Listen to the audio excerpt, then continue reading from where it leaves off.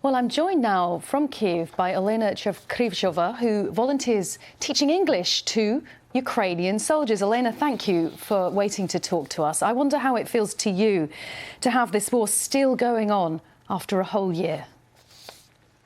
Well, actually, for me, the war started in 2014 when I forced to flee from my home in Donetsk when it was occupied by Russian troops. And when the full-scale invasion broke out on this day a year ago, I was determined to stay in Kiev and do anything it takes to be useful and to help my country. I think on this day, the reaction of all Ukrainians was like fight or flight. And for me, a year ago, it was to fight.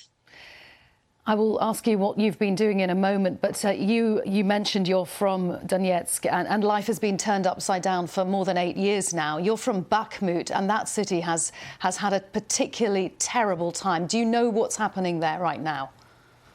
Yeah, the true Bakhmut is my hometown. And now we know that it's a battle-scared city still held by Ukrainian troops, and it stands as a symbol of our Ukrainian resistance, and I'm really proud of it. But when I come across those videos and pictures and reports from Bakhmut, I see my family home, which is ruined, burned, with windows blown out. I see my school, which is a historical building built a century ago, which is now totally destroyed. And, you know, the streets of Bakhmut, which I know like the back of my hand, are dilapidated. The homes of my friends and relatives are destroyed, and it breaks my heart. It's really devastating right now, but I'm sure that the armed forces of Ukraine will hold the city and will free our land from the aggressor very soon. Olena, tell me what you're doing in terms of, you mentioned you chose to fight rather than flight. Tell me what your work composes now. You're teaching Ukrainian soldiers English before they head to the front line. Yes, that's right. I've been teaching English since 2009, being a Cambridge certified teacher, and I used to prepare people for international exams, ran my online language school, and hardly could I imagine that I would ever live in a military base and teach English to the military. But when the when the full-scale invasion started, I decided to do what I can do best. It's teaching. So I moved to a training base, to a military base, to explore the environment, to investigate the needs, requirements, and peculiarities of the target audience of the military. And I developed a course for them.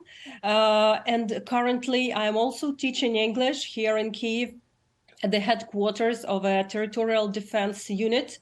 And I think that in the nearest future, English will become one of the major courses for the military, because as we can see, Britain has already given us and will continue arming us with modern armor, tanks, APCs, IFVs, artillery and air defense pieces, and they must be used effectively. Olena, that is why I think that Ukrainian military should be also armed with English. Right, so that is why English is so important to soldiers in this war in Ukraine. Olena, one final question. You're actually a native Russian speaker. We've heard Russia try to justify this war so many times by saying the ethnic Russians, the Russian language is under attack in Ukraine. That's why they needed to invade. What do you think of that argument? I think it's nonsense, because there was never any discrimination against Russian-speaking people. And a year ago, I totally switched to Ukrainian in order to prove that Ukraine has its own language and we have to preserve it. And I am convinced that Ukrainian people should speak Ukrainian, and they shouldn't and mustn't use Russian, because the Russian language is the language of the aggressor. Olena Cherkryzhova, we are very grateful to speak to you today. Thank you very much joining us there from Kyiv, but originally from Bakhmut, which has seen so much in this war. Now stay with us on BBC World News. Still to come.